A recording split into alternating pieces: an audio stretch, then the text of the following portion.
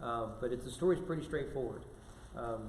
What we've seen over the last several chapters is Jacob getting ready to meet with his brother, and it has just taken forever, ever and ever and ever, which reminds me, my brother is supposed to be coming in this Friday.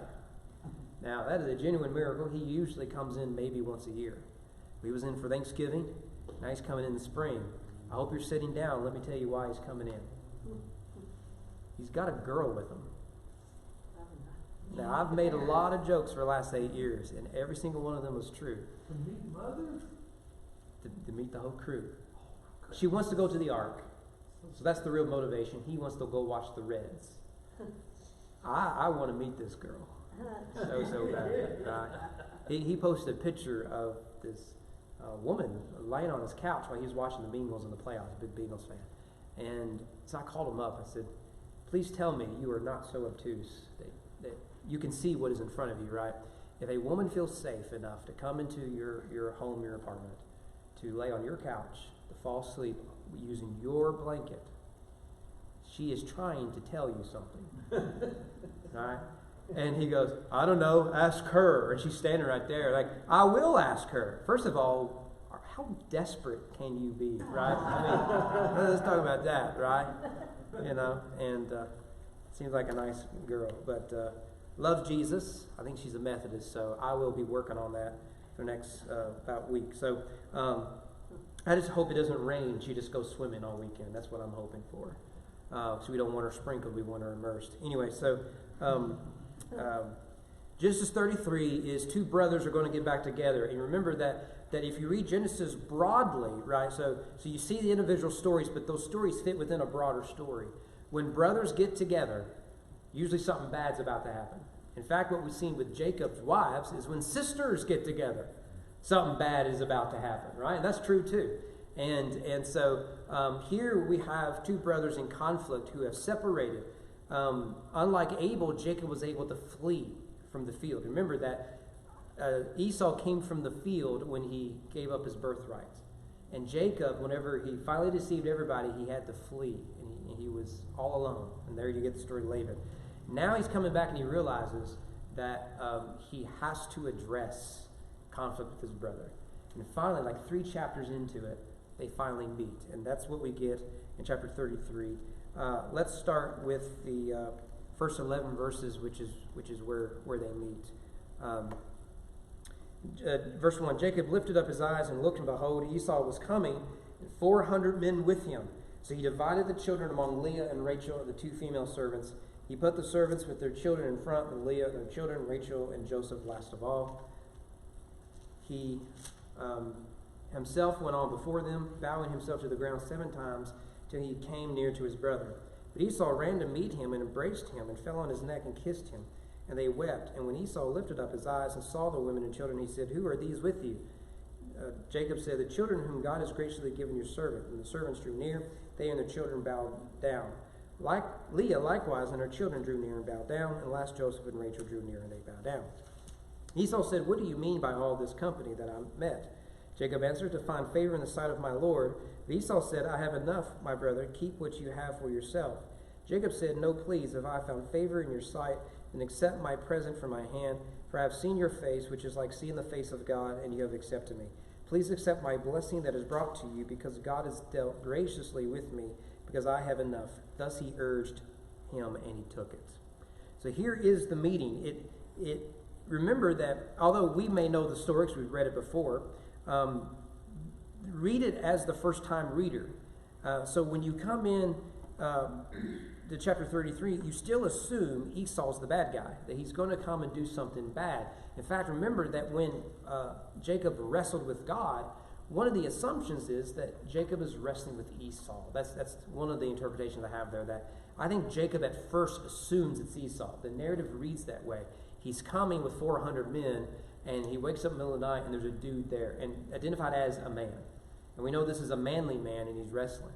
So the reader is already conditioned to think Esau means hostility. And in fact, that first verse 1 gives it up, that Jacob lifts up his eyes. Remember, Jacob has not slept all night. So these are droopy eyes that he's lifting.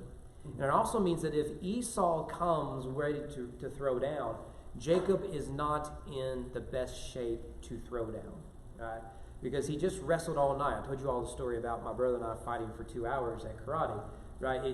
He's too exhausted. He has wrestled with God, and now here comes who he perceives to be his enemy. He is not going to be able to defend his family. He is simply too exhausted. And he doesn't really have a militia with him. And so the text reminds you he's got 400 men. And what we've seen in the Bible, we won't rehash all the verses, 400 men was a standard militia in the ancient Near Eastern world. David would round up 400 men, and there's other examples. So this isn't 400 of his closest friends. These are 400 of his closest friends with brass knuckles and an axe. So these dudes mean business, right? And I'm sure they're as hairy and burly as Esau is. So you remember what Jacob originally did is he divided his family into twos, and then he sent them all up north into one, and now he's going to divide them again. And the order is interesting. He divided the children among Leah, Rachel, and the 2 female servants. Well, that makes sense. Leah was the first wife, I guess. Rachel the second, and then the 2 servants are considered his wives. He put servants with their children in front, Leah and her children, and Rachel and Joseph last of all. So notice, what is the order in which he puts them? He puts his least favorites in the front, his favorites in the back. Now, this is a clear hint of what is going to dominate the story starting in about chapter 37 to 38. I think it's 37, actually. That's the story of Joseph. We're getting a hint. Why would he put Rachel and Joseph in the back? Well, we already know Rachel is his favorite wife. And we haven't met Benjamin yet. He's not been born yet. So already we have an idea. He's putting his favorite wife in the back. And the firstborn son and the only born son of Rachel is Joseph. So he's putting what we might assume by hints, because we know it later, his favorite son with his favorite wife all the way in the back. That way, if there is warfare, his favorites will survive or have a better chance of surviving. It's just a little hint. If you don't know the story of Joseph or Jacob, you could read through that detail and not think much of it, right? Because someone has to be in the front, someone has to be in the back, sure. But there's a reason why it's this order. His least favorite kids in the front, his favorite in the back. So he thinks he's got everything ready. And in verse 3, he himself went on before them. I love that language. That is the language of masculinity. I know that you're offended now because we're not allowed to talk about masculinity. But we can be rightly critical of Jacob for having his favorites. That's going to create the drama of the final part of Genesis. But give him credit. He at least understands that if they're going to get to my family, they have to go through me. He does understand that, right? And so here he is, really all alone, standing between his family and 400 men with their brass knuckles and everything else. There's something good and honorable about that, right? Because that's where Adam failed. Adam failed by not crushing the head of the serpent himself. Jacob at least understands he has a role here as the head of this house. But when Esau arrives, Jacob, you'll notice there at the end of verse 3, he bowed himself to the ground 7 times until he came near to his brother. Now, the tradition in the ancient Near Eastern world is you only need to bow 1 time. So let me give you 2 references of this in Genesis alone. So Abraham bowed down before the people, and then Joseph's brothers will then later bow down to him. Of course, that scene in Genesis 42 fulfills Joseph's dreams of the sun, moon, and stars and all that. But you see that the tradition is you bow once. This is really the tradition throughout history. Jacob does it 7 times. I think it's pretty obvious why. 7 is the perfect number, so that tracks. But also because it is an exorbitant amount of bowing. If bowing is an act of submission of the lesser to the greater, which is ancient Near Eastern culture, how much more so is Jacob saying, I am the lesser by bowing 7 times? It's almost as if with each step he's going to bow. He takes another step, he's going to bow. Until finally, seven bows later, he is there before his brother. And you remember that when Jacob sent him the gifts, which we'll come to later, that would have been a tradition in the ancient Near Eastern world, that the lesser gives gifts to the greater. It's not really until the modern West that changed. We give gifts to everybody, whether you're the greater or the smaller, right? Back then, often the smaller will give to the greater because they're the ones who can decide whether or not you're going to live. Remember that Esau is a chieftain. He's got his own tribe now. He's what's going to be the Edomites. Jacob is a nobody. He's a sojourner. So in a very real sense, at least a political sense, he is the lesser. So he's going to give all of these gifts to Esau. So now he's going to bow.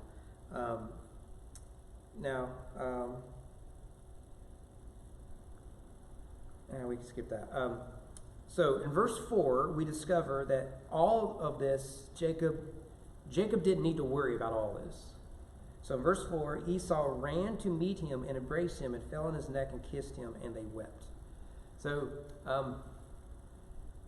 I'm sure you've seen the statistics, right? That if you take everything we worry about, it's like 80% of the things we worry about we can't control, 10% of the things we can, and like another 10%, I don't know, I'm making up the numbers, but you could break it down to where you're really worrying about a small percentage of things worth worrying about. What if you just stopped doing that? You know, where I served at before, one of our members, he was open about worrying is my vice. I just worry about everything. And you know, we talked about some strategies and whatnot. He goes, I've done that for 50 years. I said, well, then just stop. You know, like just stop worrying about stuff. I know it's easier said than done, but you've added years onto your life unnecessarily. All right? You know what you can't control? The next election. Get over it. Primaries are less than 3 weeks away. You have one vote. Get over it, right? Whoever wins, wins, right? And then the fall election, guess what? You got one vote. Focus on that one vote. Make sure it's an informed vote. And then move on with your life, right? Why do you worry so much about things you cannot control, right? 99% of Twitter, from what I've found, is you're worried about things you can't control. You just can't do it.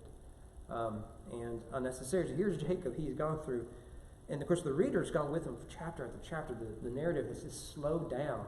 And come to find out, there's nothing to worry about. Which, by the way, is worth mentioning here. Jacob, I think, knows that he wronged Esau. And when you wrong someone and do not reconcile them with them, it is you whom your conscience tells you that you can never reconcile, they hate you, they despise you, all that sort of stuff. And so you build up this tension that may not even be there. I bet you can think of people in your life right now that you avoid because of what happened 2 years ago, 10 years ago, 25 years ago. And they haven't thought about you during that entire time. There's a thought. Right? You've passed out of their lives. They've moved on to greater and better things. And you have spent the last years, decades, thinking that every day they wake up thinking about you. And they forgot your name. You may have to remind them who you and your family are. Because we age after 2 decades. They may not even recognize us. You know? So the things we worry about, often rooted in pride. But notice that the verbs there in verse 4. Esau ran, Esau embraced, Esau fell, Esau kissed, Esau wept.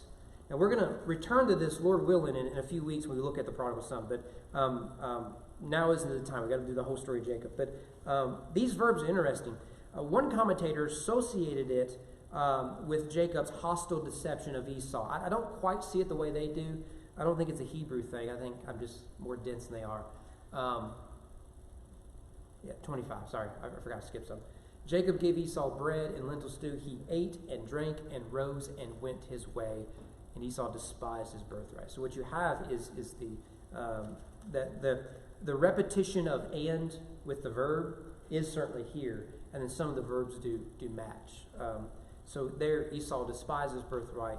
Here, he weeps in seeing his brother whom he had. So, and in fact, I want you to notice this: that one of those verbs is that Esau kisses Jacob.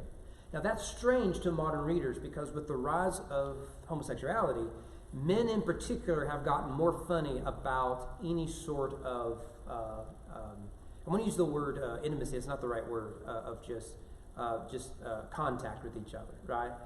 Affection. There's the word I'm looking for, right? So men are more hesitant. If you read, I know I reference Tolkien all the time, read Lord of the Rings.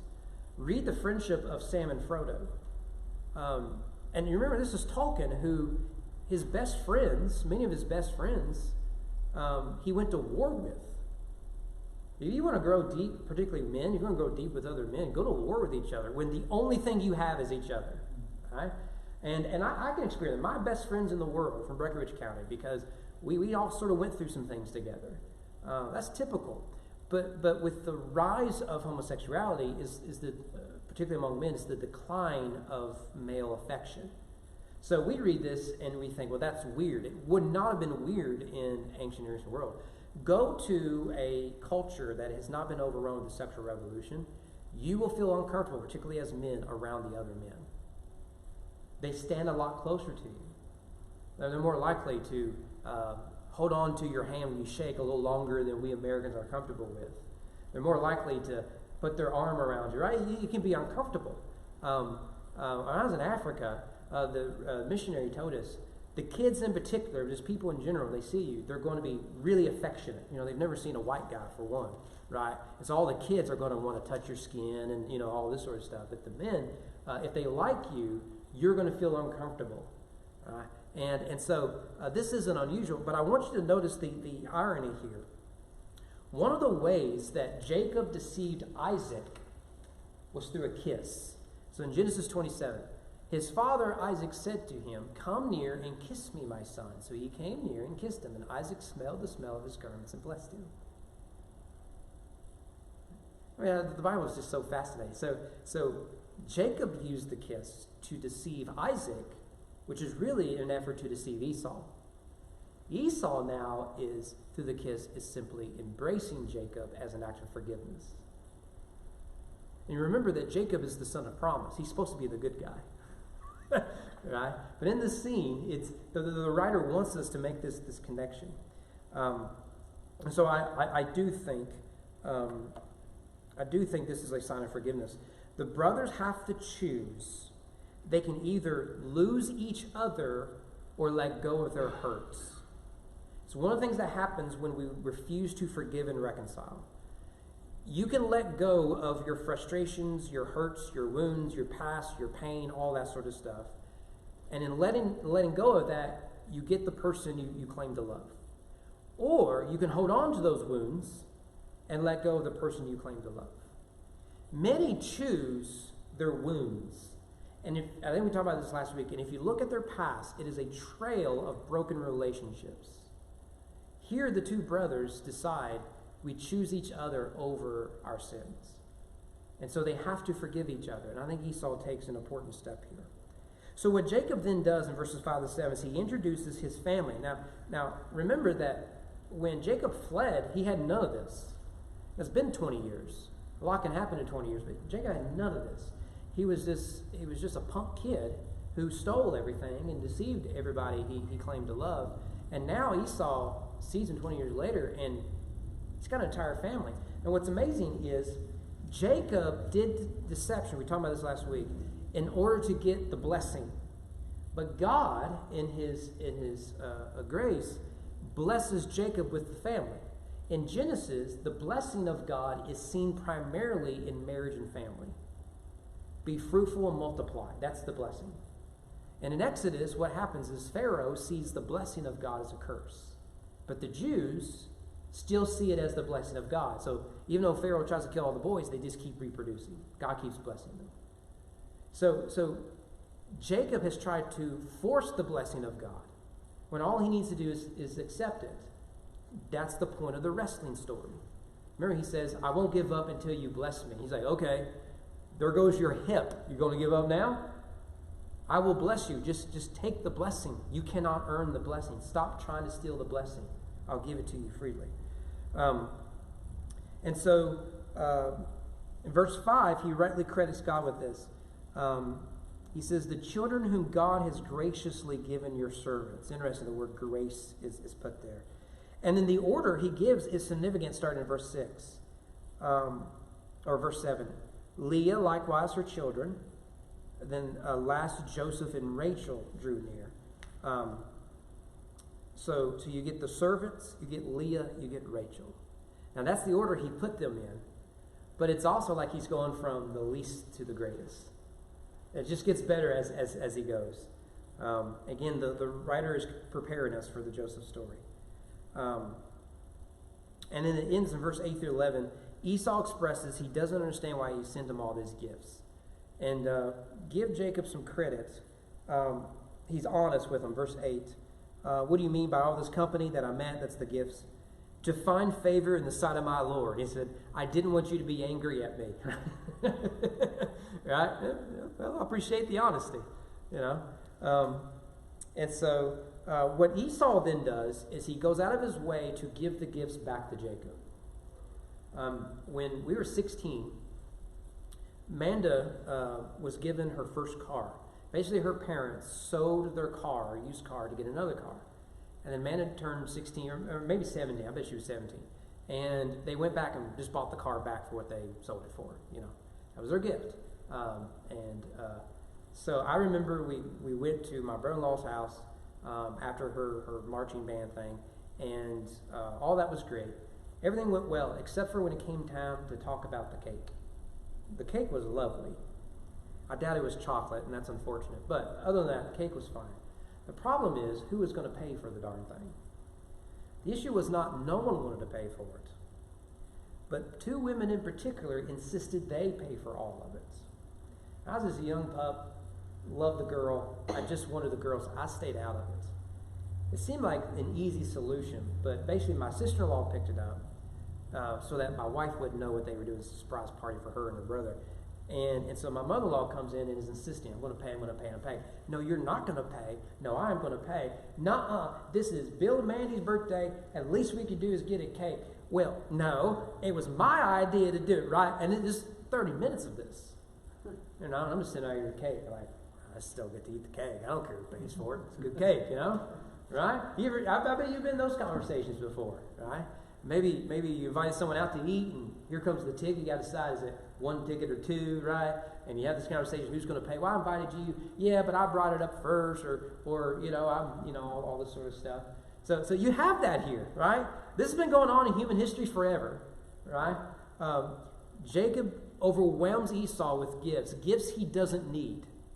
And Esau responds with, I don't need any of that stuff. I heard that my brother was coming to town. And that was good enough for me. Hey, what great generosity. Put yourself in Esau's shoes. If your brother or sister or anyone else did to you what Jacob did to Esau, I'd take the gifts. It's the least he could do. Jacob stole everything from him, which forced Esau to go into the wilderness and build himself a future. It's an incredible story. Esau is about as American as you can get, ain't he? Picked himself up by the bootstraps. Everything he grew up believing he would have was taken from him. It's an incredible story. And Esau did it. And now there probably is a sense of pride. He says, Jacob, I don't need none of your stuff. You took the blessing. You took everything that was mine. And look at me. I'm doing just fine. I'm the one with the army in the back. And you got wives and kids. And that's awesome you got wives and kids. I got an army. Right? I got jets that can blow you to bits, right? I got the real deal. You got diddly. I don't need your stuff. But part of us would do want, well, you stole from me, give me something back. Here there is room to talk about restitution. Now, restitution can be dicey because we are sinners and we don't know what to do with it. Sometimes we go too far, sometimes we're not willing to go at all. But there is room in reconciliation to restore what had been lost. Zacchaeus, when he converts, what does he say? I'm not just going to pay back what I stole, I'm going to multiply it. So that instead of being a cursing to people as a tax collector, I'm going to be a blessing to people as a Christian, follower of Jesus. You will see this throughout the Bible. We don't talk about it much because restitution is usually put in political context. Because we have social ills as a society, the only way to fix that is through raising taxes, paying for this, whatever it is. That's not the biblical idea. If I have taken from someone or done something to wound someone, I bear some responsibility to restore that. Right? That's an act of restitution, a part of reconciliation. But I love Jacob's response in verse 10. Please, I found favor in your sight, then accept my present from my hand. I have seen your face, which is like seeing the face of God, and you have accepted me, the face of God. This draws parallel with the story we just read about Jacob wrestling with God. He saw God face to face. Now, Esau's grace towards him is like seeing God face to face. Now, this language, face to face, I think is found only here in the exact language, at least in English. But God does show his face in other places. We talked about it last week. Moses will ask to do this. But Jacob sees in Esau's grace essentially the face of God. Not literally the face of God in Esau, but he is truly bearing the image of God by being forgiven. If only I could think of an application there. Okay, and now one last thing, verse 11. He asked Esau to accept his blessing. You see the irony there? Jacob's the one that stole the blessing. So now he sees the gifts as, okay, I took that blessing from you. Let me at least give you this blessing. Really, really well written. Verse 12, pick up real quick. Then Esau said, let us journey on our way. I will go ahead of you. But Jacob said to him, my Lord knows that the children are frail, and that the nursing flocks and the herds are a care to me. If they are driven hard for one day, all the flocks will die. Let my Lord pass on ahead of his servant. I will lead on slowly at the pace of livestock that are ahead of me. The pace of the children till I come to my Lord and Seir. So Esau said, let me leave with you some of the people who are with me. But he said, what need is there? Let me find favor in the sight of my Lord. So Esau returned that day on his way to Seir. Jacob journeyed to Succoth and built, or Succoth, I think it is, and built himself a house and made booths for his livestock. Therefore the name of the place is called Succoth. And Jacob came safely or peacefully to the city of Shechem, which is in the land of Canaan, on his way from Paddan Aram, and he camped before the city with the sons of Hamor, Shechem's father. He bought for 100 pieces of money the piece of land on which he had pitched his tent. There he erected an altar and called it El Elohi Israel. Okay? A couple things to pull in here real quick. So they met, and now they depart. It's a southern hymn. We meet to part, we part to meet. Did you graduate, Drusha? You did, didn't you? Yeah. Oh, okay. At the graduation, I think it's graduation, they sing that hymn. I think it's graduation by Basil Manley Jr. That we meet to part, we part to meet, something like that. I don't know. They drilled in my head at all my graduations. Anyway, so let me summarize a lot of this. Is Esau does this thing that we would expect, right? He says, okay, my brother's in town. I'm going to host him. Hey, let's walk together to Seir. And Jacob, now it's in reverse. Jacob goes, no, that's too much. You don't have to do all that. And he comes up with a really good excuse. You have 400 men who could just go, right? They can march fairly quickly. I got women and children and sheep, right? That's like saying I have women and children and a group of Baptists in the back, right? That's going to take some time, right? We've got to vote on every step that we take. And so he says, we're going to go from watering hole to watering hole, and if I go too far each day, they'll die, and I can't do that. After all, I just gave you half of everything I had. So we'll slow you down. Just go on ahead of us. And so Esau says, well, I'll leave some of my men, and they can join you. And he goes, no, just go on. What Jacob's doing is he is not going to go see his brother in Seir. I think it's because Jacob is grateful for Esau's kindness, but he doesn't want to test it. That's the way I'm reading it. I could be wrong. Because you think, oh, wow, this went better than I thought. I better head out of town before he changes his mind, right? That's the way I'm reading. I could be wrong. And so he decides to go to Succoth. Succoth is the first time it's mentioned in the Bible. It will play an important role in the time of Gideon, so it'll be quite a while. It's a play on words. The word means booths. So he sets up these booths, these little places for his animals, in a place called booths. Well, that makes sense.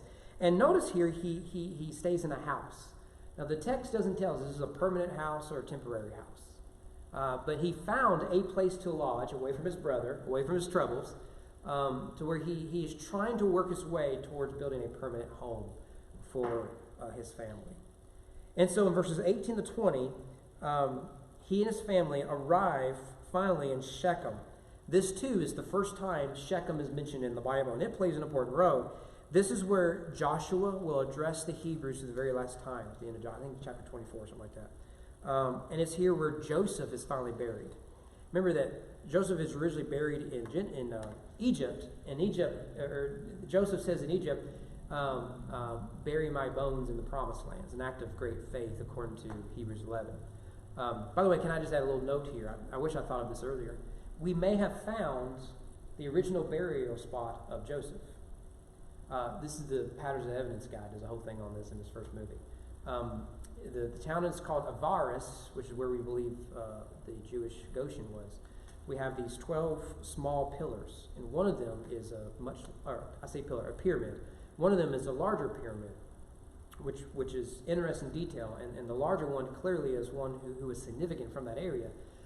There's a statue in there we know that was an Asiatic because of the color hair, and the hairstyle was not Egyptian. It would have been Asiatic, which would have been Jews, Semites. And also, it seems as if this person was wearing a coat of multicolors. It's hard to tell, but it seems to be very clear evidence. What they found in the burial was there's no bones. You know, anything about grave robbing is you don't steal bones. You can't sell them on the market. You get gold and other stuff. So why are bones missing from this very prominent pharaoh-like burial spot? Look it up. It's a fascinating subject. If you have Tubi, we've watched it here before. It's free, Patterns of Evidence. Skip to the Joseph part. I think you'll find it fascinating. That's free. What were we talking about? Jesus. So we get to Shechem. It's where Joseph is buried. And in verse 18 it says that he arrived safely. It means safe and sound. Your translation may say peaceful. One commentator says that it could mean guileless or loyal, which there's irony there because the guy named Deception, right, he who grabs the heel, arrives at the place that could mean loyal. So maybe this signals that Jacob is slowly becoming that new man. That he left the deceiver, he's returned as Israel. He's returned as someone who's more loyal. And in verse 19, he buys property. This is now the second time in the Hebrew story where the people of Israel buys property in the promised land. The first time was Abraham to bury his wife. You remember he insisted on paying extra. And that was really, it was symbolic because now Abraham owns a piece of the promised land. Now Jacob owns a piece of the promised land. It's a small piece, but he's technically not a sojourner anymore. He owns property. He's a part of the community. And you see there in verse 19, the sons of Hamor, Shechem's father, he bought the land from. Now Hamor is going to show up in the next chapter. The next chapter is going to be an ugly chapter. I'm not looking forward to it. It is one of the awfulest chapters in all of Genesis, really of all the Bible. You're going to read it tonight, aren't you? Right? You're like middle school boys when someone tells them about Song of Solomon, right? I know how it is. You're like, what could be that bad about the Bible? There's grace in there, I think. I mean, Jesus has to be there somewhere, but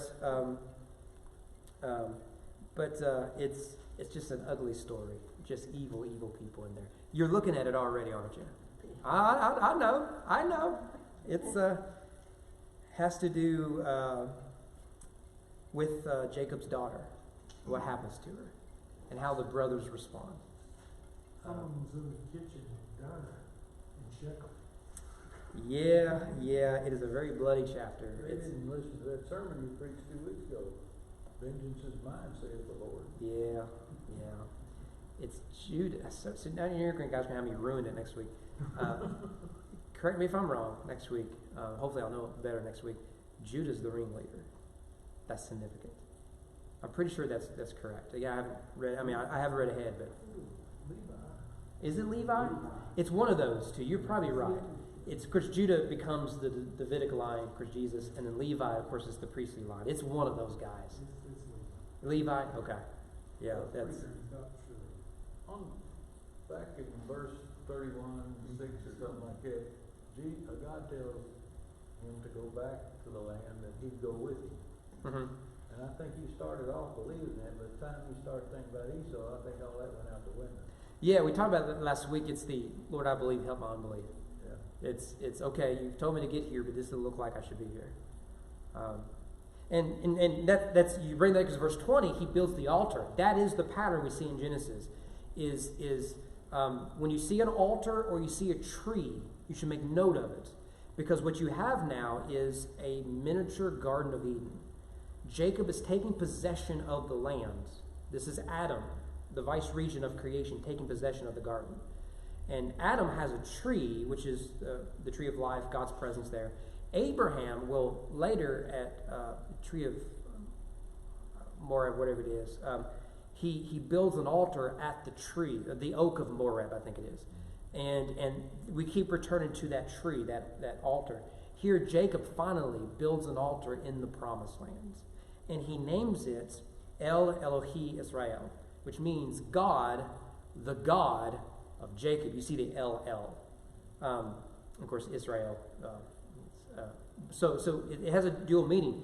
Jacob is saying God is the God of Jacob because his name is Israel. But the original readers of this, they also see it as God is the God of us, of Israel. And so he builds this altar. And so clearly Jacob is changing here. Okay, let me give you just 3 points of application real quick. We'll call it a day. First of all, reconciliation is hard, scary work. The longer I'm in ministry, the more I realize we can talk about reconciliation all we want to. The real problem is none of us want it because it's hard, difficult, and uncomfortable. I've had people tell me, I say, look, make whatever decision you want, you need to be reconciled as a biblical concept. And the answer is, I don't want to. I don't like them. They hurt my feelings, yada, yada, yada. Well, sorry, you don't have that option if you're a believer in Christ. If God in Christ can reconcile us to himself through the blood of Jesus, and which shows the extreme, what it may take to reconcile, so too we ought to be able to reconcile with particularly unbelievers. It is hard, it is frustrating, it is scary, it's got to be done. It's got to be done. Choose the person you love or choose your wounds. Which one do you think will bring greater joy? By the way, did you all see the Wall Street Journal article? I put it on Facebook and Twitter. It was the 3 keys to being happy. So basically they do this survey, poll, whatever, and it comes down to who are the happiest people in America. That number's dropping pretty fast. It's like down to 12%, whereas it was usually 30, 40, 50%. Now down to 12. You already knew that. Here are the 3 things, the 3 secrets they all give you. 1, prioritize faith. 2, prioritize marriage and family. 3, be involved in your local community. I bet you couldn't figure that out on your own, could you? It says nothing about your wealth, your resources, your how close your mother-in-law lives. None of that stuff. It's just love Jesus. At this point, pick a religion, but if you want to do it the right way, love Jesus, love those in your home, and then contribute to your local community. That's it. I mean, that's it. I mean, pagans can figure that one out. Yeah. You know, I was going to know how you'd answer this question. One of the houses I went to, the woman told me that they weren't very religious, but they had a Buddha on the front porch. Yeah, they would say they're spiritual, not religious. I started mentioning it to her, but He was a kid. I decided not to. Yeah. It's a false dichotomy. It's rooted in, if you want a nerdy answer, Yeah. okay, I would not say this to this person. How can you be religious, or how can you be spiritual, not religious? It's a false dichotomy rooted in the heresy of Gnosticism.